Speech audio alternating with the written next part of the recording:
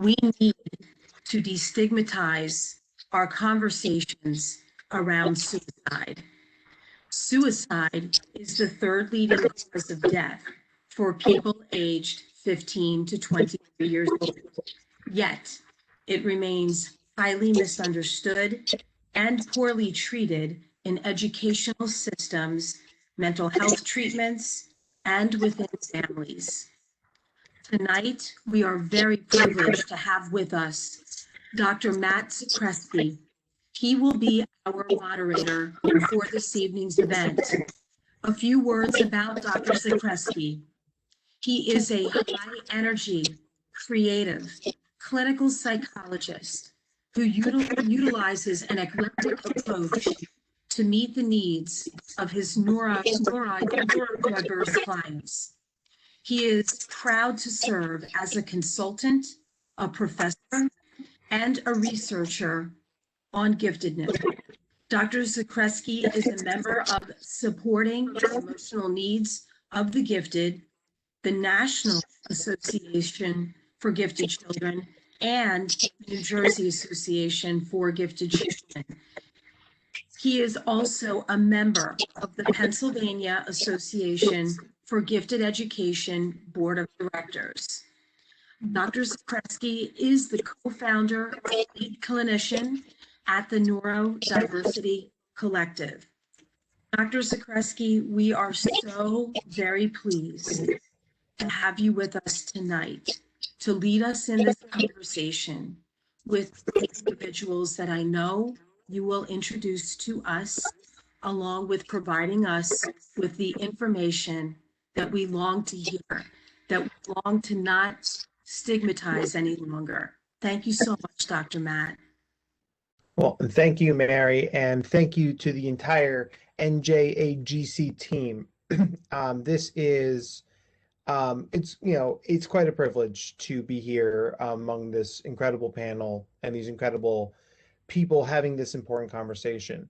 So my job tonight, if you've ever heard me give a webinar before, it's going to feel a little different. I do have a PowerPoint, but you're going to get it at the end. So, so we're going to do that at the end, but we're going to have my job here tonight is really just sort of to set the stage and let our incredible speakers tell their stories. I'm going to moderate. I'm going to prompt for questions. I'm going to sort of keep things moving along. And as we sort of begin this process, I'm going to start with two blanket statements. The first is a trigger warning. We were very clear about what this topic was about. With that said, I'm going to be explicit because for those of you who know me, blunt statements is kind of what I do. So we're going to be talking about suicide, and we're going to be talking about suicide attempts and suicidal thoughts. We're going to be talking about a lot of mental health concerns. And so I am giving you all permission as both my panelists and the audience that if this gets too heavy, you have permission to tap out for a while, go take a walk, turn your screen off, whatever it is you need to do to get through this. I teach a college class down at Goldie Beacom College in Delaware called Current Topics in Psychology, and one of the current topics we discuss is suicide and modern thoughts around it. And I believe it's for all of my classes, but I say that, if this class is too much, you have my permission to just leave. You don't have to come back. You're college students. And the last time I taught this class, we had 8 kids at the beginning. We had 3 by the end. And that's okay.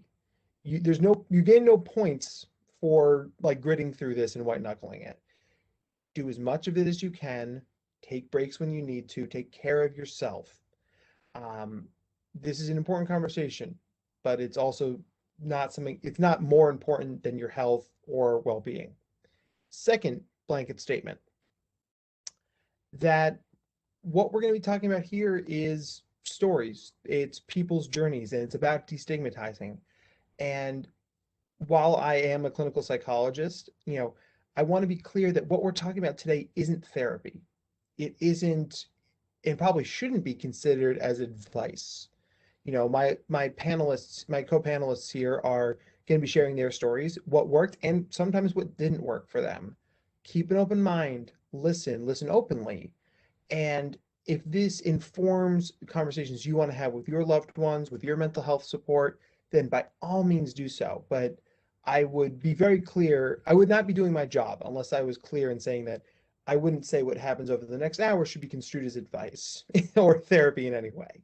Okay, blanket statements aside, I did a lot of talking. Okay, so we're going to dive in just a minute. Once again, take care of yourselves, tap out when you need to. Um, and I'm going to start by sort of cueing why we're having this particular conversation. So, as you guys know, I am a member of SANG, or Supporting the Emotional Needs of the Gifted. And it's as one of the primary gifted organizations in the United States. It was actually founded after the suicide of a young man in Michigan. And James Webb, who unfortunately passed away a few years ago, was so moved by that moment, he said, we've done a lot to support the intellectual needs of the gifted, but what about the specific social and emotional things that gifted people struggle with, and things that can unfortunately lead to significant mental health concerns, including suicide? So the entire SANG organization, of which I am a proud member, grew up around that idea. And so this is not a new idea, but we're having new conversations about it, and we're having those conversations in new ways. And I would not have, I wouldn't have even believed last year that I would be on a webinar with 20, with almost 30 people in here having this conversation. So bravo to all of you for taking the time out of your Tuesday night to be a part of this conversation. I am flattered and honored to be a part of that. So I am going to start things off, and I'm going to start. Donovan, are you okay to go first? Okay. So if you'd be so kind as to introduce yourself. So everyone, my name is Donovan Contact. I am a third year student at UC San Diego in San Diego, California. I don't know. Anyway, I'm 22. So reason I'm here, I am trying to attempt suicide. I attempted suicide back in 2013. I jumped 3 stories from a mall parking garage, and thus I'm recovering from a traumatic brain injury as a result. And I'm a big proponent of suicide prevention and awareness. Yeah. Oh, and thank you, Donovan. I mean, you shared your story with me as we were preparing this, and everything from you being so open about your own attempt and the brain injury that resulted from it, to the advocacy work you do at UC San Diego, which, as you said, is in San Diego. Um, it's a thank you for being here and telling your story. Next, I'm going to invite Mimi to introduce yourself. I'm going to be 22 in a few months, so I'm pretty much same age as Donovan. When I was younger, I had suicidal thoughts, and I didn't attempt it, but I got very, very close to. I'm currently a student at a local college, about to graduate this month, and I work as well, so that's what I have going on currently, but as far as like family issues and like the thoughts and everything and trying to snap yourself out of it and seeking help, I've related in that sense as far as suicide and prevention. And I think it's a great topic to share because a lot of people are scared to talk about it. So that's why I'm here today. Awesome. And we're happy to have you. And definitely, I mean, people are scared to talk about it. I often say this. I took 5 years of graduate courses, and there were no mandatory classes in suicide. There was one elective in suicide, which I took, and I learned a lot from it. But I mean, think about it. One of the better PsyD programs in the country, and we're not mandating any conversations around this, right? So, this problem is both within, the general population, but also within the mental health community. And this issue ties a lot of people up in knots. So, Mimi, I think you bring up an excellent point, and I thank you for it. Okay, Jay, last but not least. Hi, I'm Jay. I'm turning 21 in a couple weeks. I am in my third year at Rutgers. I'm a criminal justice major, pre-law school, and I've dealt with mental health struggles for about 10 years. I've had a few attempts and been in a lot of bad experiences. So I'm glad that, I get to share them and spread a little light and awareness on them tonight. Excellent. Fantastic. Okay, so we've introduced everybody. So far, so good. Okay. So, Jay, I'm actually going to keep the mic on you. Jay, if you would tell, so what, to whatever you feel like sharing, what does your life look like now? Like, what are your interests? What are you doing to fill your time? Tell us sort of where you are right now. So yeah, right now, it's a lot of finals. I'm so sorry. It's fun though. I'm a babysitter part-time for a special needs child. I don't really do much to fill my time. I like video games, snowboarding, playing music. I like painting. It's like really therapeutic. So Yeah. Well, and then of course, the fellow gamer in me has got, what are you playing right now? right now I'm still playing Call of Duty Cold War. Well, you have excellent taste. So, Thank you. all right. Mimi, what are you up to? How are you spending your time? I just recently started a new job. I've been a first responder for 6 years now. And I just got hired by the city that I have been wanting to be hired by for the last 5 years. So I'm just starting that. That's the only reason why I'm not sharing my camera or my name today. It's just for that sole reason. Otherwise, I would not mind sharing everything. So that's been taking up a lot of my time. Like Jay, I also paint. I think that's very therapeutic as well. I am living with my best friend, so we often watch TV shows together and like cook and just kind of like eat and hang out together. So that's what I've been up to lately. Awesome. Well, yeah, big fan of the arts as a coping strategy. Very cool. Very big fan of that. I draw. I can't paint to save my life because, fun fact, I'm colorblind. So painting does not work so well for me. My poor art teacher in high school was like, so why is it blue over here and purple over here and green over there? And I'd be like, that's the same color. So that's why I draw, not paint. Okay, Donovan, tell us what is going on what are you doing in San Diego right now? Water.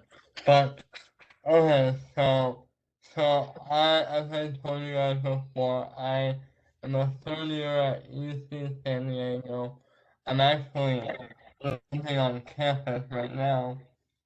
UC San Diego dorm room. Yeah. But I study neuroscience and philosophy at UCSD here. I really like helping like writing, both academic and creative. I do public speaking. Like that's why I'm here today. That's not why I'm here today, but as a big thing, I really like doing public outreach with like brain injury and as well suicide awareness and all that kind of stuff. And I'm I'm very much an academic, but and also to tell all you guys that I am an actual person. I do like playing games and spending time with my family and my boyfriend. I'm not just some high-flown academic. Right. An actual person. Can you believe it? I wouldn't have guessed. And Donovan, I love that you share that because, you know, speaking from the mental health side of things, you know, when I meet somebody for the first time and they share with me that they're either having suicidal thoughts or have had a suicide attempt in the past, um, you know, it's a big deal, right? It's something you hear, but it's also there's the temptation to for it to be the only thing you hear, right? You know, I liken it to if you're thinking about music, right? If a suicide attempt or suicidal thoughts is a bass beat, it's all you hear is boom, boom, boom. You don't hear anything else. And I share this to my colleagues in the mental health field all the time is that it can't be the only thing we hear. Just like, you know, a person's giftedness or a person's sexual orientation or a person's veganism or whatever, it can't be the only thing we pay attention to, right? We have to see people in context. And, you know, I would, well, of course, you know, we're here to talk about suicide and we're here to talk about brain injury and all that stuff. I also would love to hear about your boyfriend. He sounds lovely, right? And like seeing ourselves as people, as complex, three-dimensional human beings, and not just thoughts or behaviors that would come from that. So I really appreciate you owning your humanity, and stepping down from your ivory tower to slum with us, poor poor people. So, okay, awesome, awesome. So then, so Mimi, I'm gonna jump over to you. Um, so Mimi, if you'd be so kind as to tell us, you know, going back, what was school like for you as a kid, and like when when was that experience good, and when did you start to notice that something was going wrong? So because of a lot of childhood trauma, I actually don't remember like a lot of specifics growing up. I kind of just remember like overall summaries. Hmm. I mean, elementary and middle school, as much as I can remember, was fine. Um, the reason that I started having mental health issues was my dad unfortunately passed when I was 8 months old. And when I was 6 years old, my mom got remarried, and it was really tough blending families. And my stepfather had his own children, and my mom had my brother and I. So it was just like a lot. So middle school started to become rough, but it wasn't actually the school itself, it was my home life. So like going to school was fine, you know, having friends and doing sports and all that stuff was great, but the home life for me is where like I was struggling, Hmm. and I moved to San Diego for 8th grade because of my mental health and needing a break. And I loved 8th grade. It was great. You know, the middle school out there was great. My experience of meeting all these new people and having a change of scenery and everything was amazing. And then high school as well. I really enjoyed high school. I had a lot of friends. I got to do most of the things that I wanted to do. I tried new things. So school for me, from what I can remember, was always fine. Okay, awesome. And you know, and I think that's the sort of thing where, you know, first off, we have another San Diego connection here, which I hadn't anticipated. But also that, you know, the problems can be at home, at school, or both. So thank you for cluing in there. Donovan, how about you? What was school like for you growing up?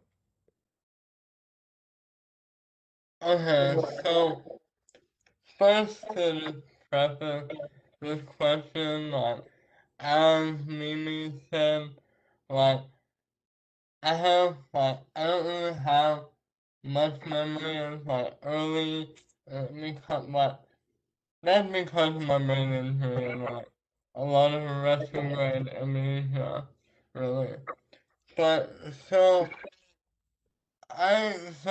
first off, my parents got divorced when I was like 5 years old, and I moved to Pennsylvania for like less than a year with my mom.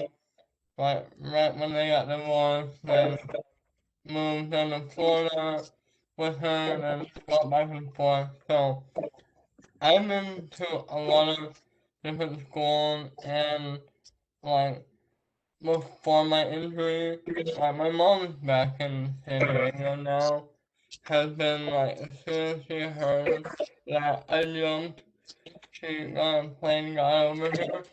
So I've been here for like full time for the last uh, seven, 7.5 years. And Mhm. so, but still having to go back and forth and like not not always having one place where I went to school and I had like all my friends was hard as well. I feel like I kinda always knew that I was gay. I Mhm. might not be like that for everyone, but so that might have also added to kind of almost like an imposter syndrome and me kind of distancing myself a little bit before I met people like me in like middle school, people that were really more like kind of in my wavelength, I guess, and also a part of the community and stuff. But yeah. Yeah. Okay. All right.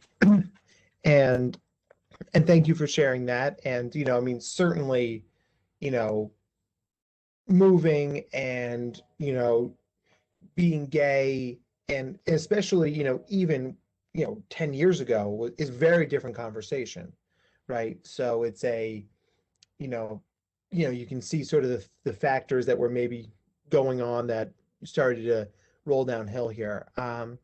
Okay, and Jay, what was school like for you growing up? I mean, I'll just flat out say it, school was hell.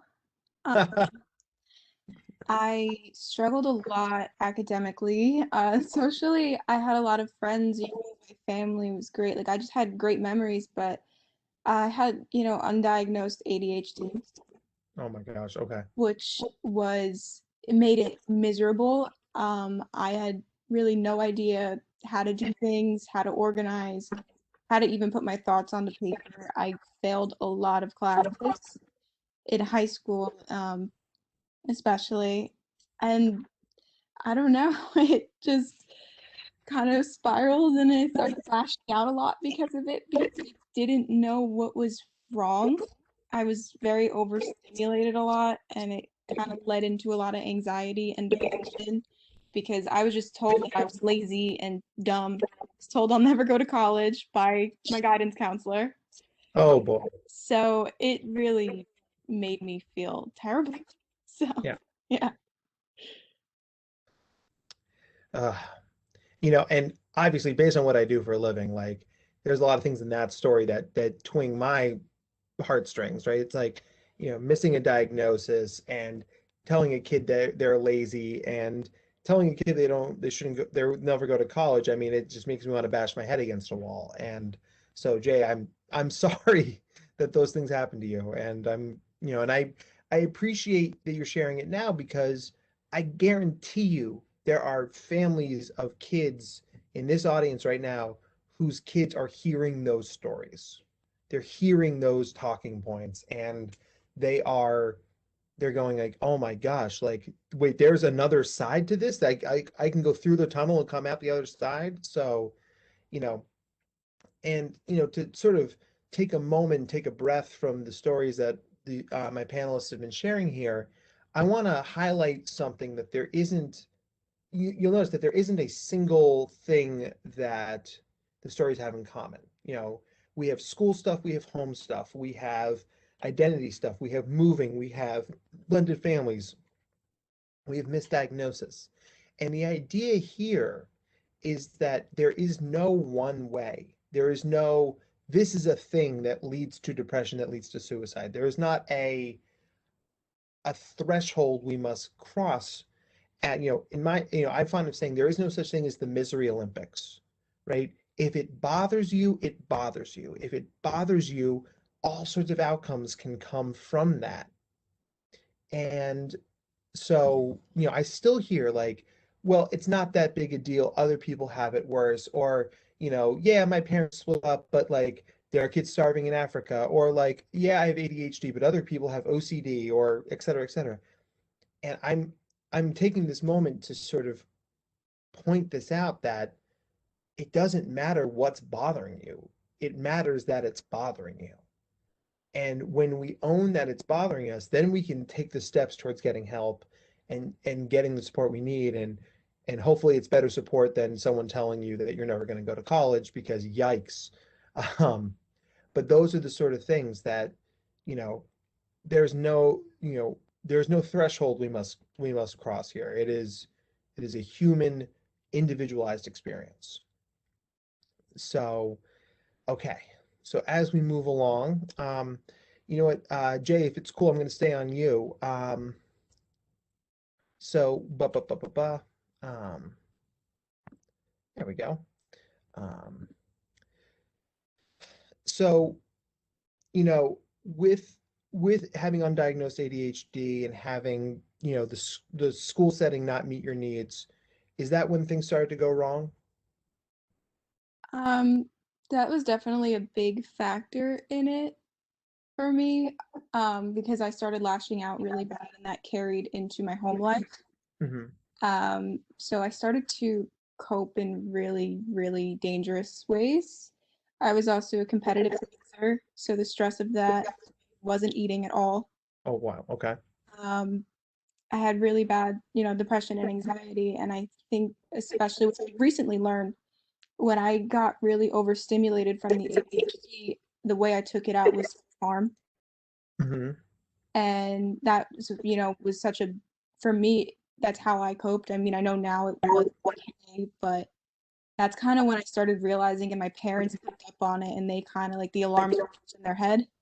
And then when I kind of got to a point where I was just like, I don't serve a purpose, I can't do anything, like nothing in my life is going the way I don't feel good, I want to die, that's when I really realized that this is a problem.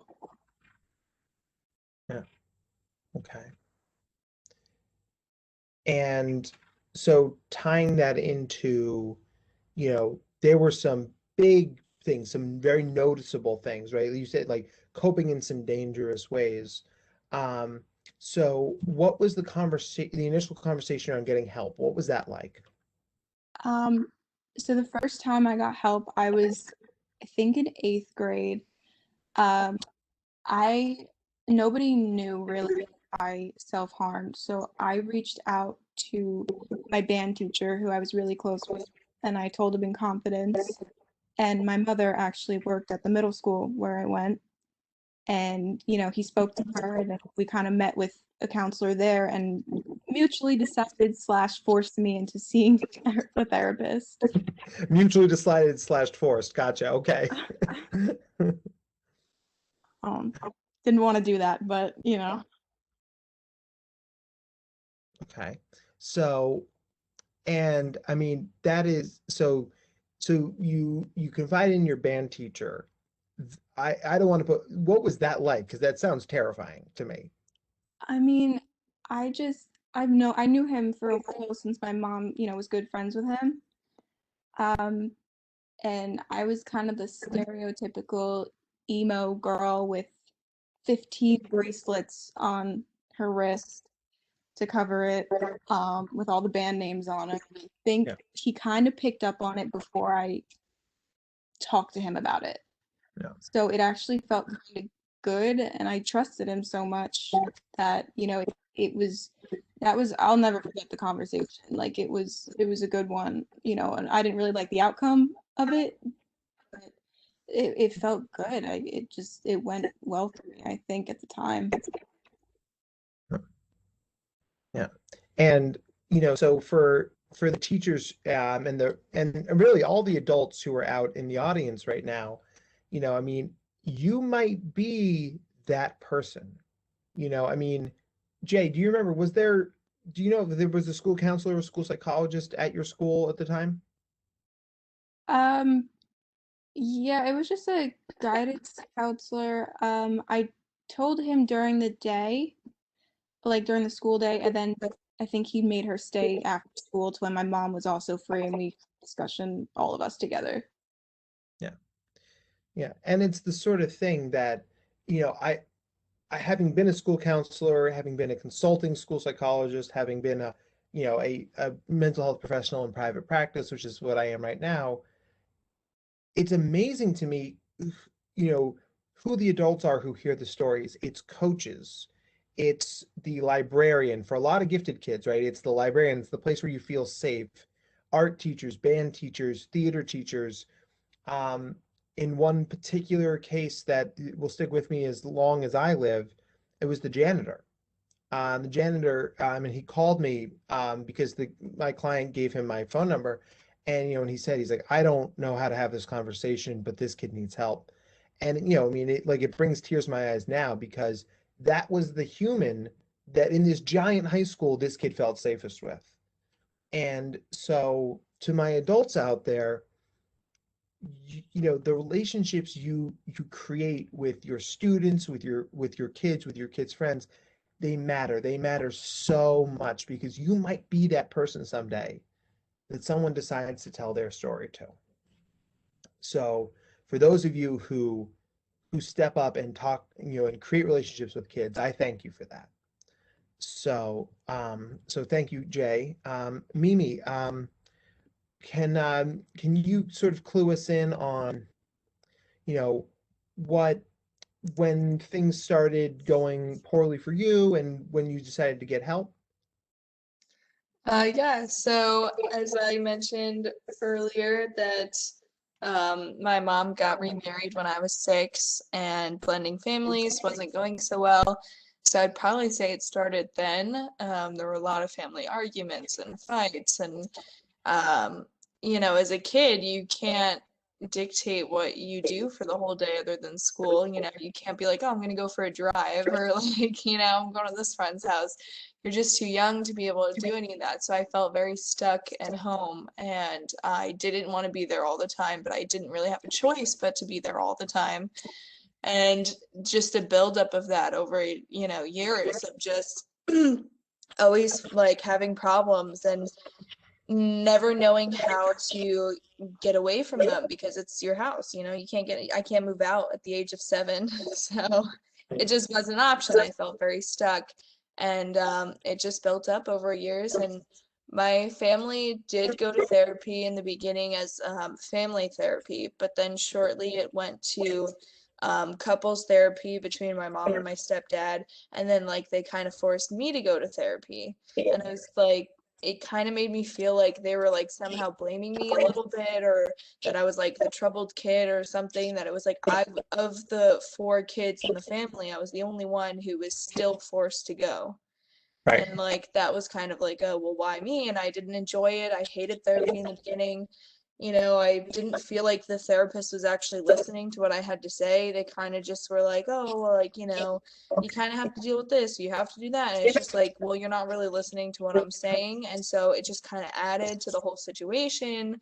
And 7th grade specifically was my real breaking point, where I was like, if this continues and I can't do anything about it, I'm going to kill myself. Like, I know for a fact that it's inevitable. I can't wait another 5 years until I'm graduating and I can move out. Like, it's just, I'm not going to last that long. Right. Which is why I moved to California with my grandparents. I had asked multiple times before then, like, oh, let me live with grandma and grandpa, like, let me live with a friend. Like, I just can't live here. And for a while, my mom was like, no, that's not an option. It's not an option. And I get it. She didn't want to let me go. But at the same time, like, we had like a serious conversation in 7th grade where I was like, if you don't let me go, like, I won't be here anymore. Right. And it took kind of that escalation of being like, this is like, I don't even want to do it, but I don't see another way to deal with anything. Like, I can't last 5 years. And so that was like the breaking point for me, was 7th grade. 7th grade. Okay. And interestingly enough, a lot of kids actually tend to reach sort of their first mental health crisis in 7th grade. 7th grade is actually, what the research shows, is a major year for suicide attempts, completed suicides, and also things like school shootings and then you know chronic absenteeism and stuff like that. Like 7th grade, something about that. Maybe, could be probably a combination of a lot of things. Um, and I wanted to sort of highlight, Mimi, that, you mentioned words like always and forever. Um, and that, I want to highlight that because as a psychologist, when we're talking about issues around depression and suicide, the three terms we look for are hopeless, helpless, and worthless. Those are the big three. Those are the things we look for. And when you were telling your story, I kept hearing the word hopeless in my head, right? Like, it's this is how my life is. It's never going to get better. And if nothing changes, I'm not going to be here. So, does the word hopeless sort of fit that story for you, Mimi? Yeah, definitely when I was younger, like I said, you don't have the age or the resources to make decisions for yourself every day. So I definitely did feel hopeless. Yeah. Well, thank you. Okay. Mm. So what we're going to do now then is we're sort of continue our conversation.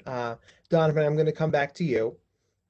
So, Donovan, you shared with me that, and you shared with the audience that there's been some retrograde amnesia. So there are parts of your story you don't really remember. Um, you know, and I'm wondering, as things started to feel worse, do you remember considering therapy? Do you remember going? Like, what was that like for you? So that's the thing I don't like. Like I can surmise that I did not like.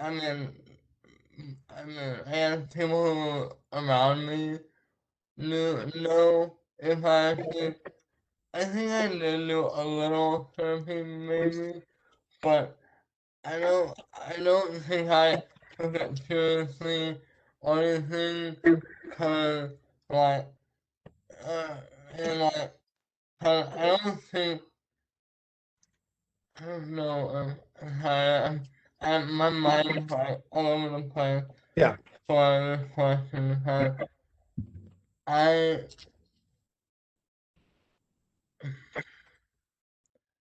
I don't think I ever attended therapy because I don't think my mom ever knew that I was like really having these kind of thoughts, or maybe some friends around me or anyone I confided in, but they're probably like, because I remember after my injury, my mom, like, she was living in Florida at the time, she actually just about to come visit me in like a week or so, right before I had Wow. um, what I jumped. And when she got here and afterwards, she was really like blaming herself, like, am I really like, what could I have done better? And this is a point I'm gonna harp on later as well, is that, and I see in one of the Q&A is another question like this, like, there aren't always signs that, like, noticeable signs or red flags, like, really all that we as individuals have support members in the community, friends, family, whatever, we can be there for these kinds of people, like all of our loved ones. Even I, it's funny.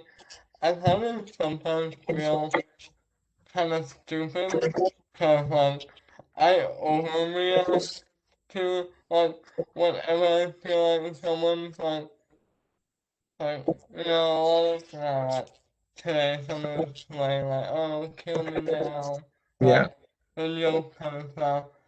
Sometimes I see, I mean, I'm kind of good at discerning, and then, but when I don't know the person, or I don't know the situation, I may overreact and be like, hey, is everything okay? Do you need to talk?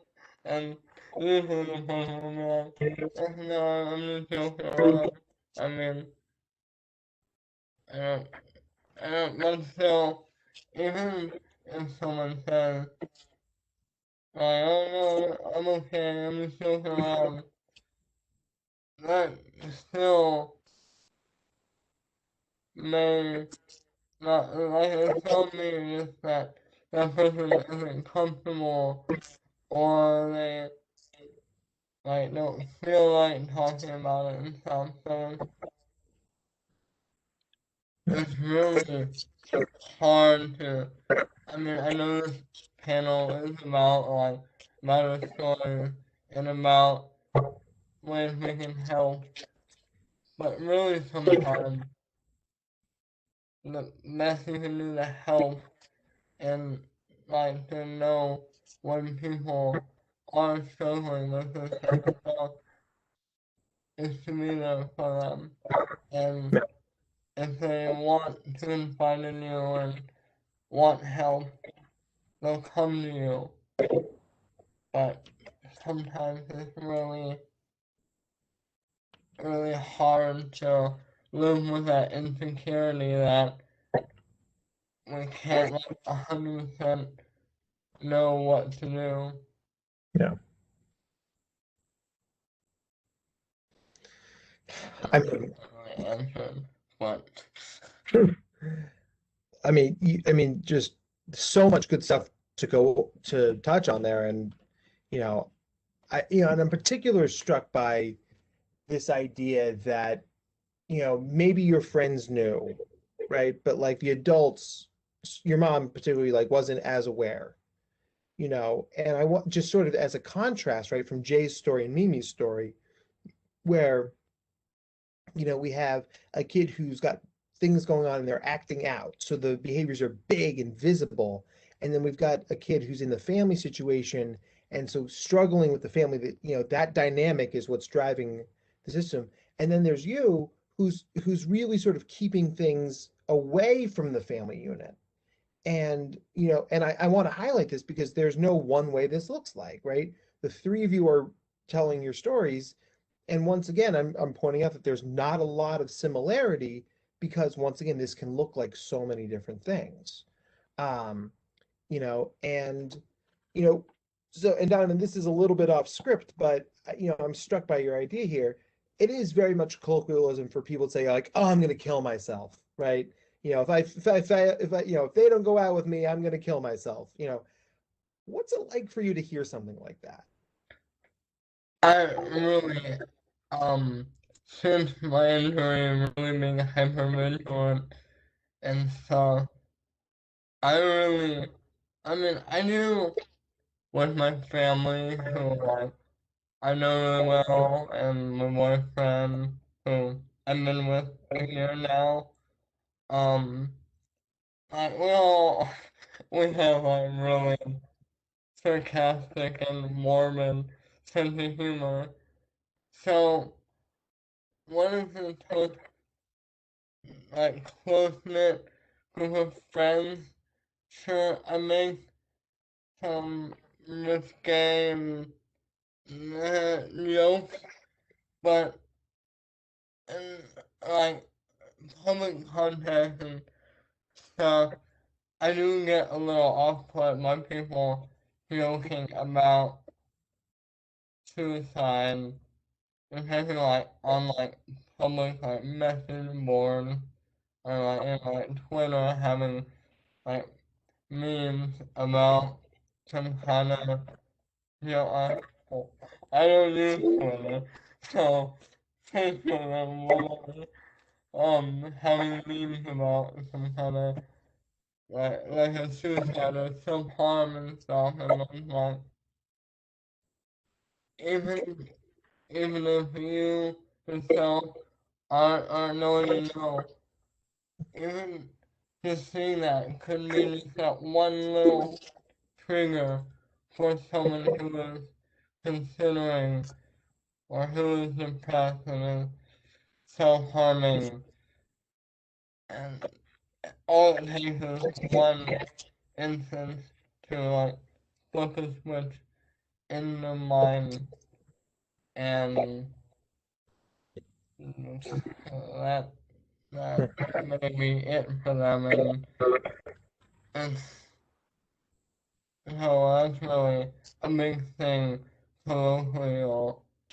Colloquially, we need to kind of get away from if we want to really make mental health and suicide awareness a priority as a culture. Yeah. All right. Thank you, Donovan. Yeah, I mean, it's the power of our words is so important.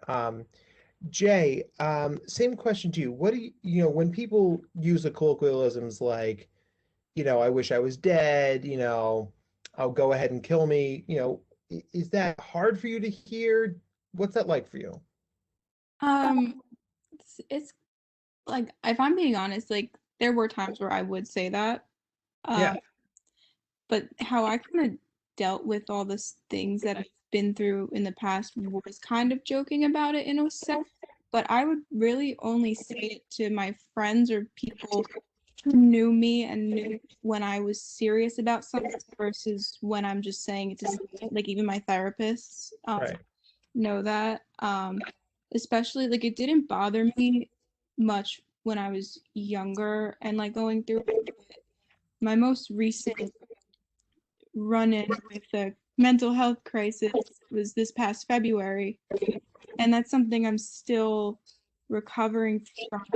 Like I almost, overdosed, but instead I cut myself and I had to be rushed to the hospital. So it's extremely fresh, even for my friends. I had to tell them to back off a little bit because it kind of got to a point where I was like starting to make me uncomfortable. Right. So recent. Yeah. And I think that, right there is the idea that our relationship with words and how we use them can change how our lives change, right? Like I also big believer in using humor as a coping strategy, right? You know, and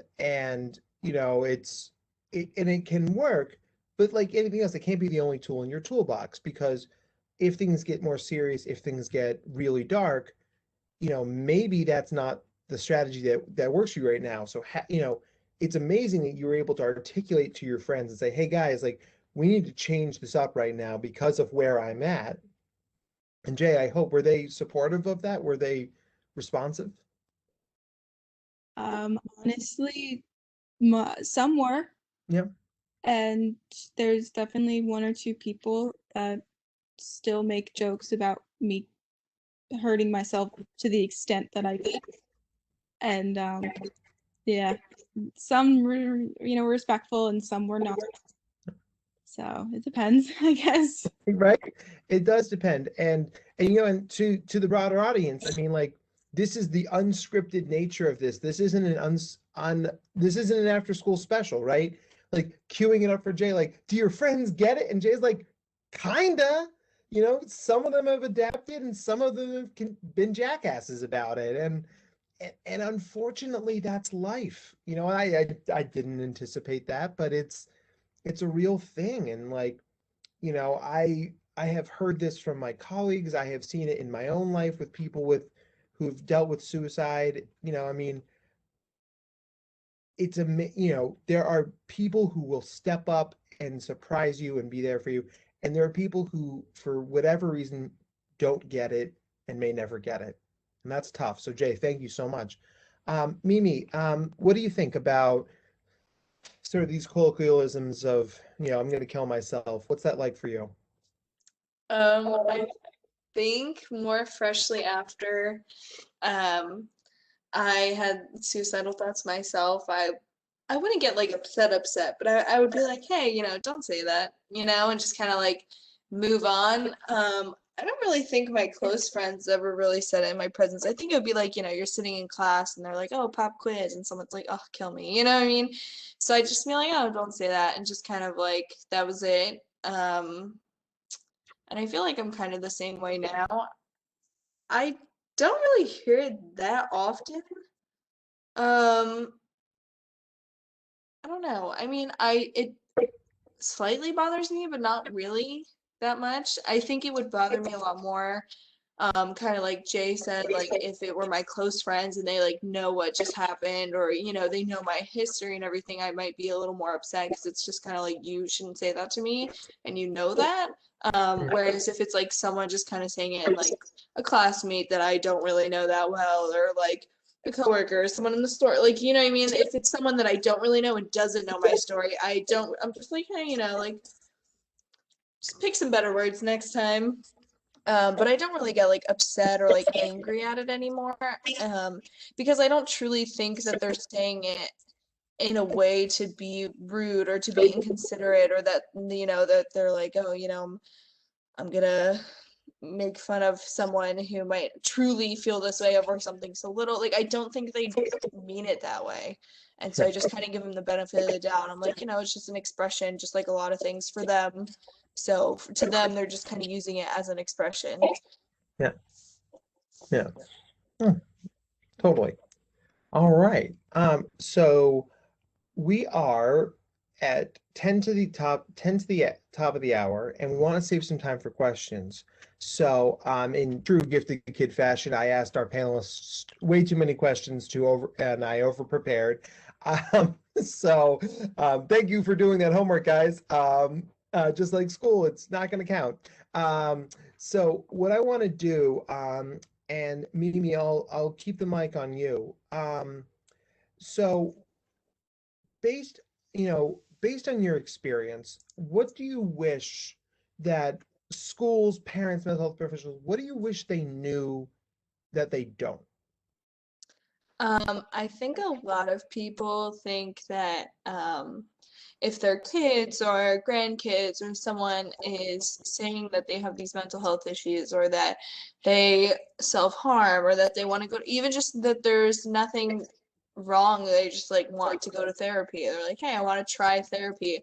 I think older generations kind of see it as in there's something wrong with them, or people are gonna like look at them and be like, oh, like their child goes to therapy. And like, older generations are very hush hush about who goes to therapy and who doesn't. They don't want anyone to know.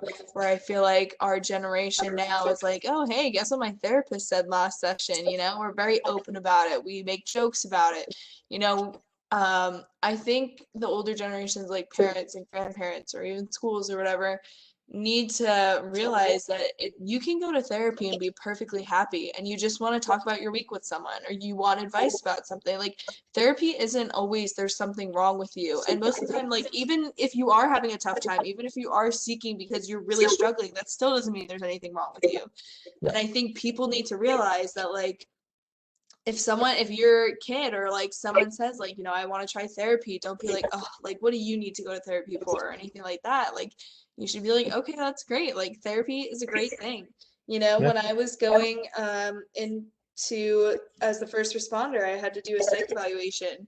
And I had to say that currently I see a therapist. And at first they're kind of like, for what? Like, what, is there something wrong with you emotionally? Like, can you handle this job and everything? And so my therapist and I was nervous because, I'm like, I don't know, maybe they don't hire me over this. Like, you never really know. And she was like, no, like, therapy is for everyone. Like, that doesn't mean you have anything wrong with you. And so they called her, as well as, obviously I had an interview, and we just said, like, therapy is just something that's great. It's to work on yourself, like, continuously. It's to just talk about your week. Like, it doesn't mean that it's something that that is like wrong with them. And they passed me, I got hired and everything. So luckily they didn't see it as something that it's like, well, there's something wrong with her. So I was happy that's how that went. But to like families and schools and all that stuff, I think that we should really just understand that getting them the help that they're asking for isn't like making anything official of like, oh, there's something wrong with my kid. Like, I think they think if they actually start the help, you're admitting that there's something wrong, or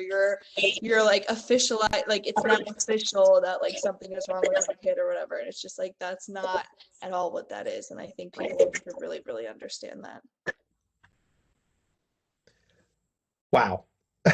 That was, I mean, I would put it on a t-shirt if I could. I mean, that's pretty brilliant.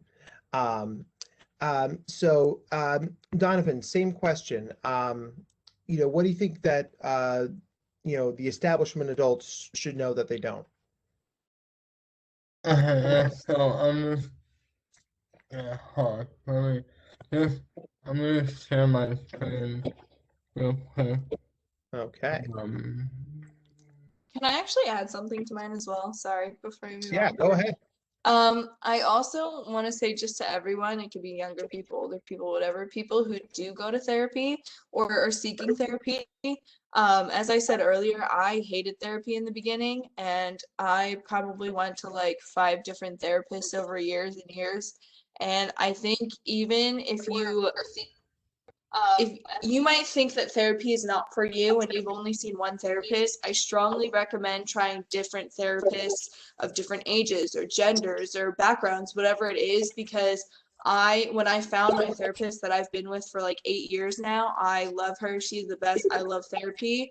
And I think when I was younger, it's not that I hated the therapy, it's just I didn't find the right therapist. So I also encourage people to not just try one therapist and be like, therapy isn't for me. I think you should try multiple people of different, backgrounds, like I said, genders, ages, whatever. And I truly think that you will find your person and you will enjoy therapy.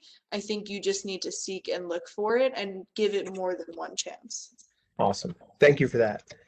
All right. So, Donovan, this image is amazing. Please tell me what's going on here. yeah, so like harping on what Mimi has said, like I came across this on Instagram like yesterday or the day before, and I really think it's important to show that a like knowing when you knowing when like if you need to go like seek help from therapy or whatever, and also to have a partner or family or whoever, close friends to support you in that endeavor, because A, if you don't know when to seek help and it gets really bad not until like the breaking point, not really, that's not gonna happen. Also, if you don't have people to support you in that endeavor and you're like skeptical or like kind of like nervous about going to therapy, and the person's like, oh, why? You don't need therapy. They're gonna be turned off because I know, like, even now, like in like middle school and the general consensus in the population, as Mimi's story shows, is that therapy is for like for sick people, for people that are something not right with you. You're going to therapy. When really it could be even just talk through.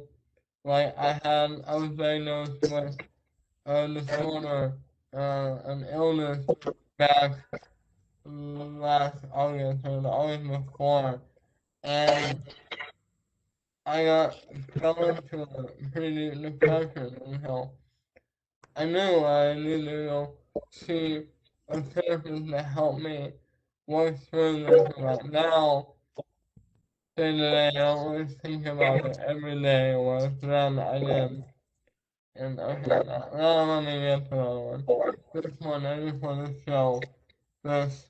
This is a really big thing for people to know that, like, you're not alone, and it is really brave to, and really hard to want to kill yourself, but making a decision to continue and like I still struggle with suicidal thoughts time to time. Especially like freshman year, I had an 8 a.m. class one quarter, and one morning I woke up and I was like, I went really low.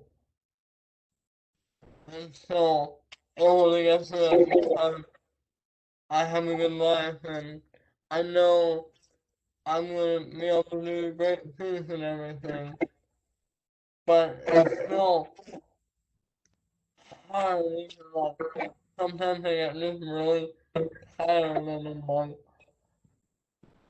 like, what if I do? Like, then I won't have to worry about tiring stuff.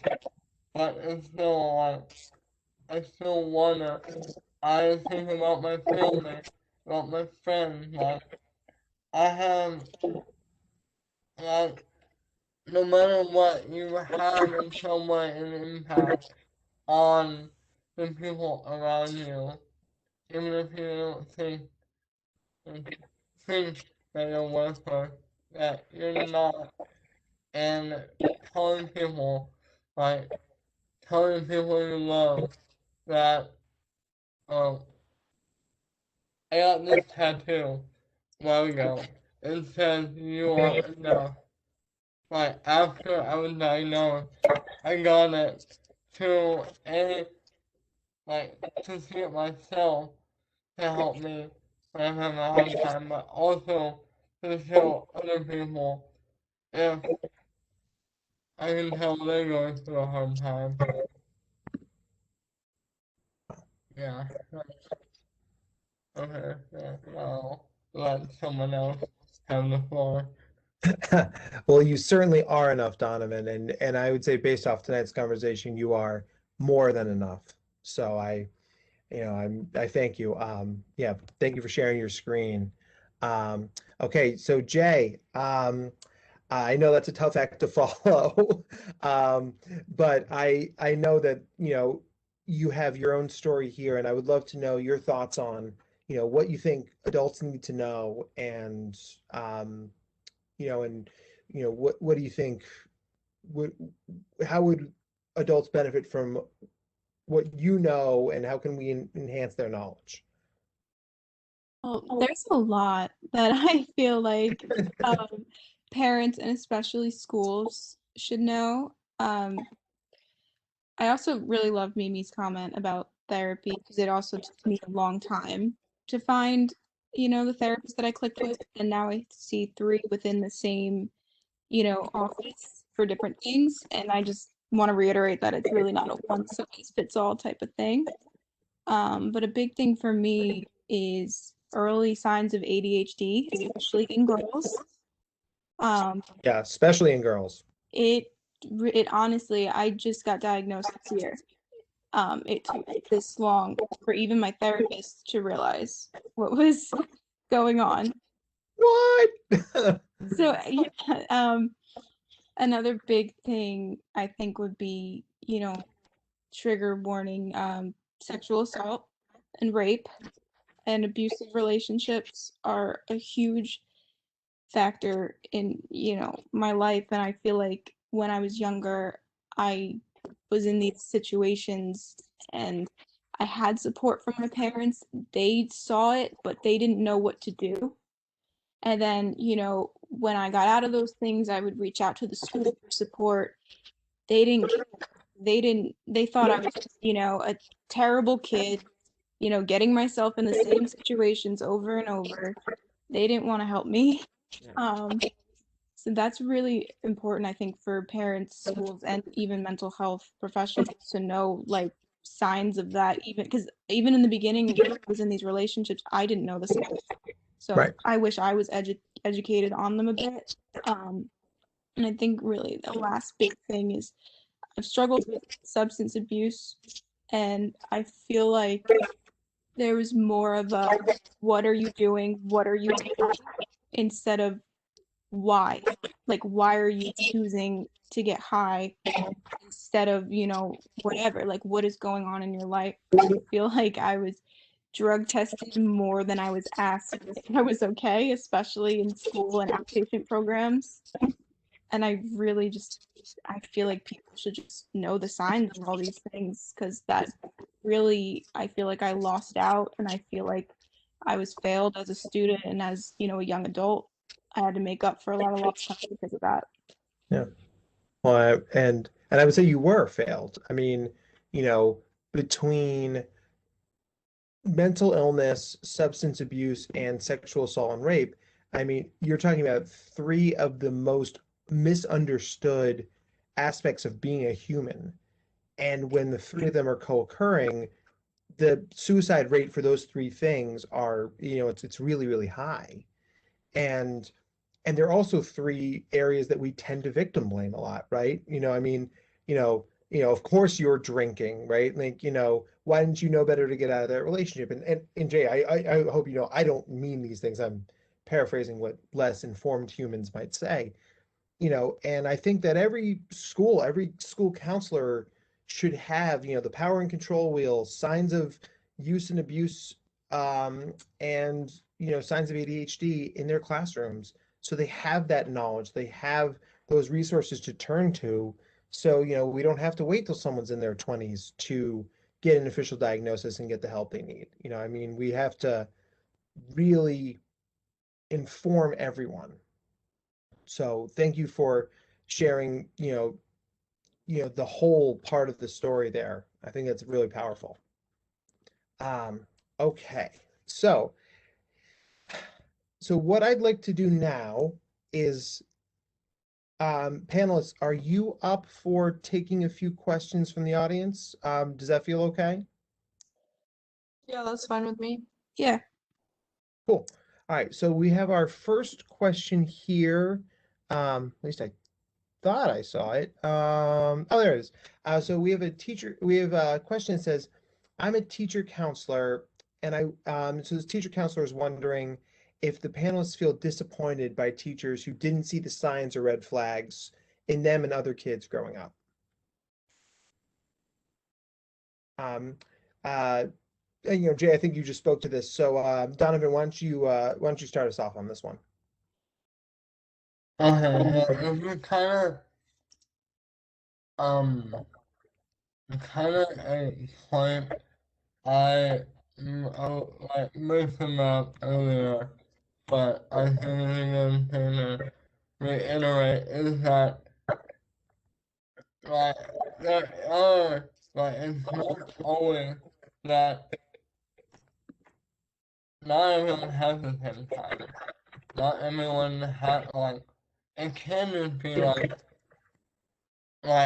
is the thing but it can just be spur of the moment and like all of a sudden you just feel like wanting to take your life. Like that whole thing at 8 a.m.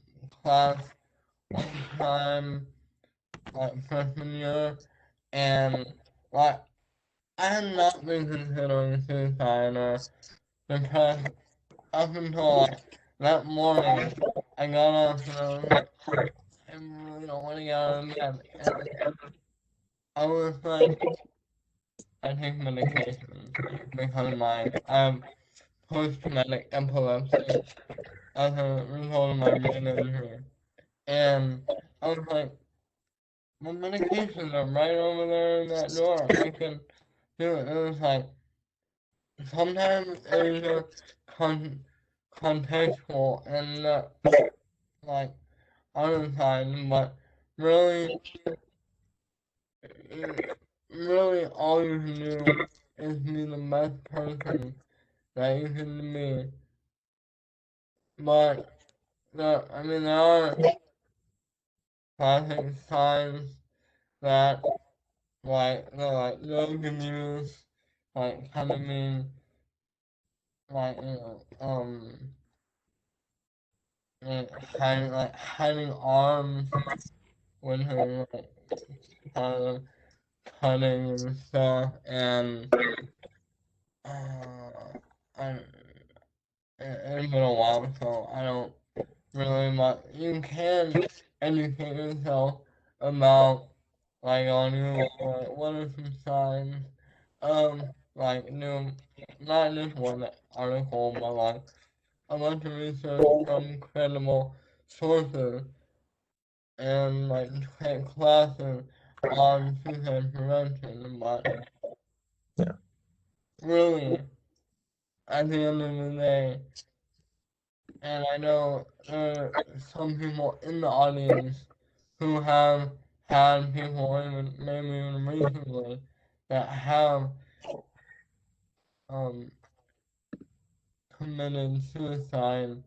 I forgot what we're trying not to use committed now, like people are trying not to use it. I forgot what in terms, but anyway, sorry, that tangent.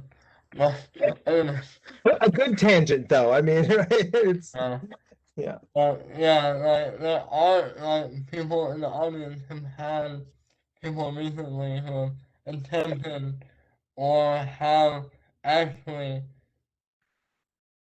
like completed. So I don't.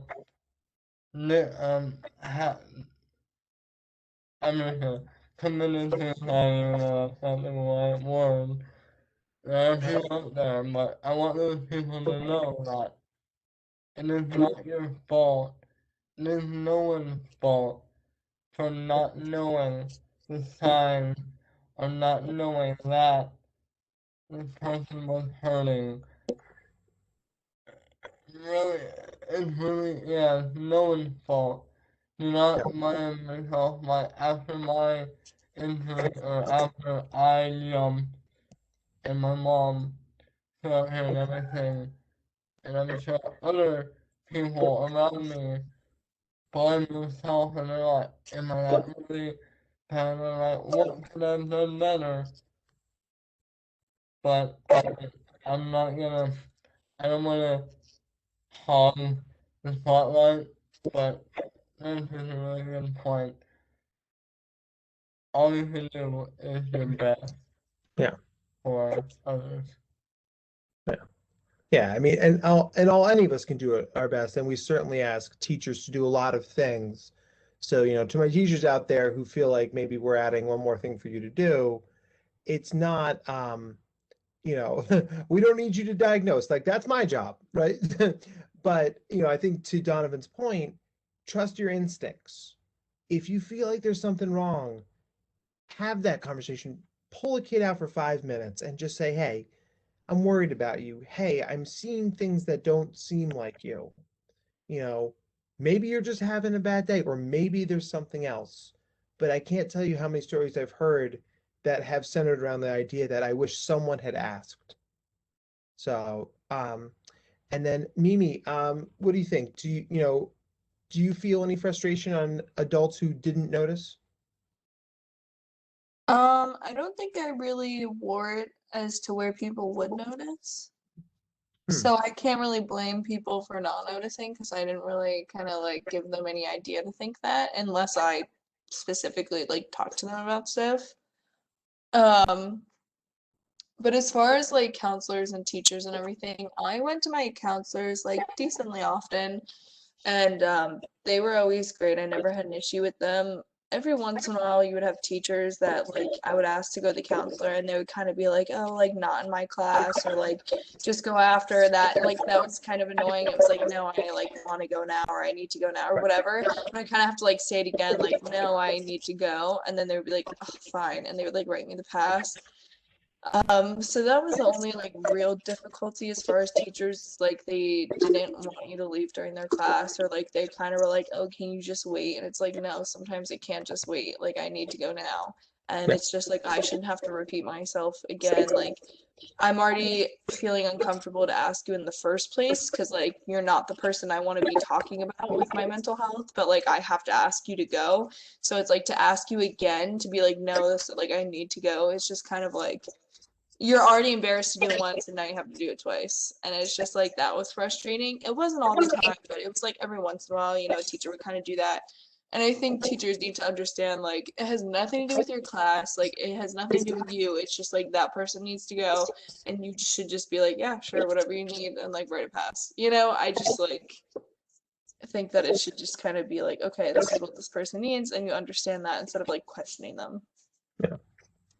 Yeah, I think that's well said. I mean, we need to lower the barrier to entry for all of these services, and that's actually why when I work with kids, I give them my work cell phone so they can contact me directly, so I can set up a session rather than like you got to ask parent who may not even be a safe person, right? Like they may not get it or support it, and that's why I think school counselors and school psychologists are so vital because that is a parent-free environment where if the parents are an active or a passive barrier, then you can have that open area. So, yeah, I think you raised a good point. Okay, so we have about 10 minutes left. Um,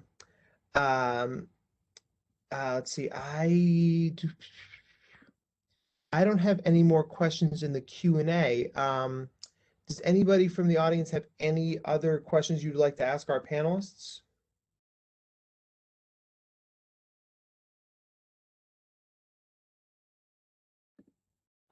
While we're waiting for that, I just want to bring up a point.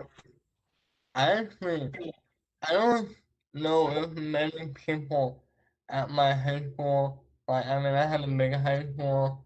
I'm not sure about other places, but I don't know if many people at my high school would even know that we had a school psychologist.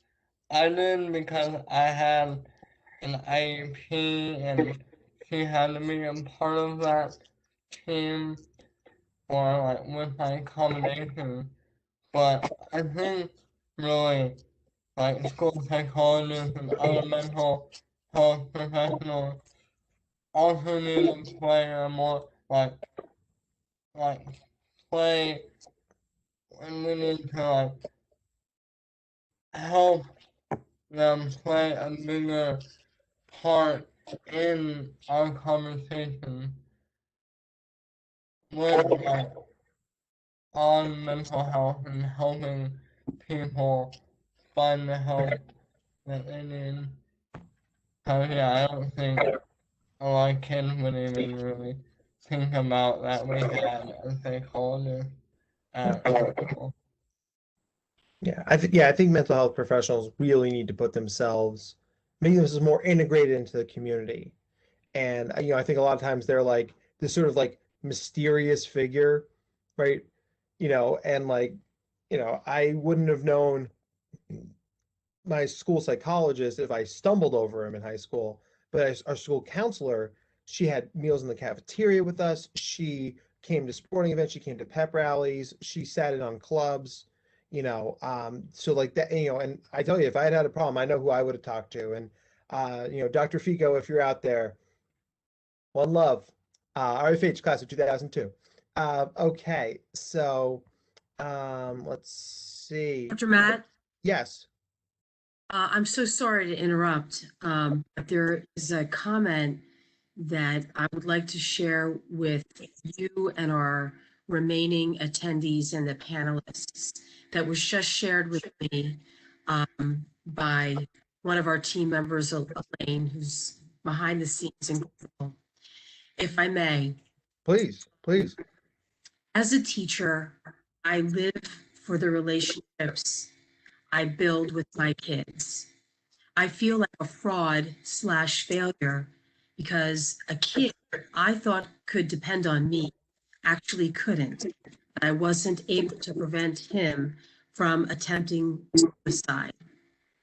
I was so broken by the experience, I pulled away from all of my students for their safety.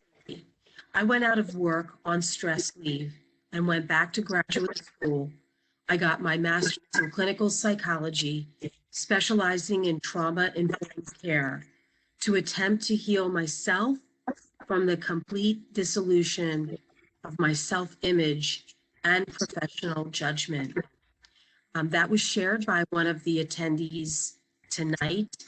And I think it's one of the things that that as educators, of which I am in that group, that we all strive to be the person that will allow as much time, more than enough time, to listen and to be available and to find those moments in a day where when there seems to be something that's off with a child, that we take the time to do our part. And more than anything, listening becomes an even trait that we must all possess, not just educators, counselors, administrators, but everybody, everyone. Dr. Matt, I just want to tell you, and I'm sure you'd like to wrap this up with our panelists tonight. Courage, bravery, stories that are incredibly compelling and heart-wrenching and touching all at the same time. You said it earlier, Dr. Matt, you're very typically at a loss for words. I know that I feel the same way, very much so. Listening to every single word from these incredibly brave students and young men and women are remarkable in and of itself. And to all of our folks that are here, I know that everyone at AGC, these conversations have only just begun. And I know that we're committed to this as well. Dr. Matt, I'm sure you'd like to round this out, but I know that everyone here at NJAGC want to express our deepest gratitude to you, and most importantly, to the panelists. They are amazing individuals.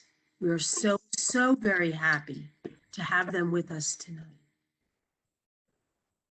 Oh, and thank you, Mary. That was beautiful. You know, I would just say that as I think about what I've heard tonight and reflecting on how this is going to make me a better psychologist tomorrow, and it's going to make me a better parent and a better friend and all that, I want to highlight one thing that is clear across Jay and Mimi and Donovan's stories is that this isn't easy.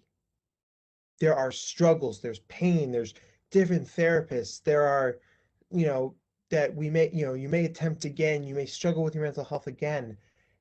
And as long as you keep fighting, it's going to get better. And that is such a powerful thing, because that it's not something that we get to, that we can stop working on. This is something that we keep fighting, and we keep asking for help, and we keep getting resources, and we play the guitar, and we talk to our partners, and we do advocacy work, and we get our dream job in our dream cities, and those things can exist alongside of continued mental health challenges. And so, you know, we're not looking for a world of perfect wellness. We're looking for a world where our coping strategies outweigh and overcome our challenges. So, what I would love to do is ask each of our panelists to, just in the interest of time, just give me one sentence, one takeaway message for our audience tonight. Mimi, let's start with you. Open up your mind to how other people feel. I love it. Okay. Donovan. I was going to say, like, never feel afraid to ask for help or help others. Love it. Okay. And Jay? Pain is never ever permanent. Awesome. So, okay.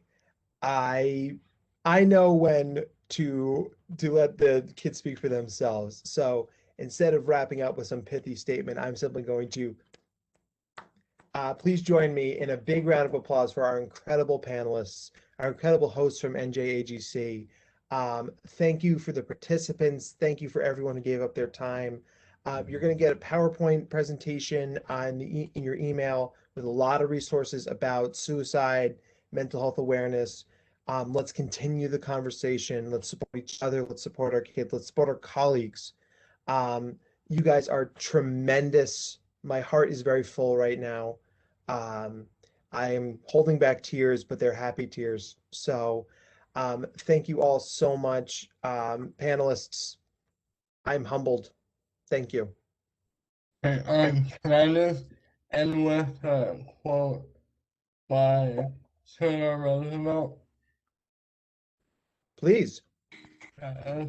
So many of you probably heard of it, called The Man in the Arena quote. And it goes, "It is not the critic who counts, not the man who points out how the strong man stumbles, or where the doer of deeds could have done them better. The credit belongs to the man who is actually in the arena, whose face is marred by dust and sweat and blood, who strives valiantly, who errs, who comes short again and again, because there is no effort without error and shortcoming.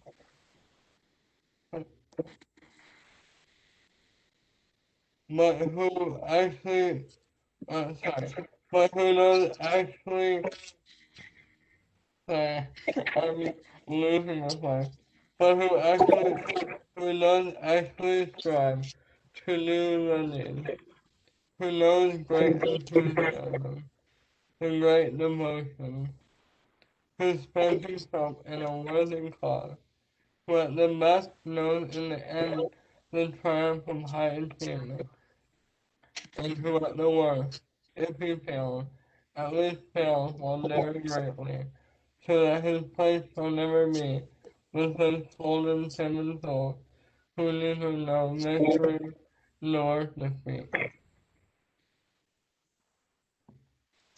I was more thankful. I use that in my public speaking a lot. It's a tremendous quote. Well, then with that, I will release you to your Tuesday evenings. Thank you again, everyone. And until we meet again, be safe, take care of yourselves, and we will see you soon. Thank you, Doctor. Thank you, Donovan and Jay and Mimi. Thank you, everybody, for attending tonight. We appreciate you so much. Take care.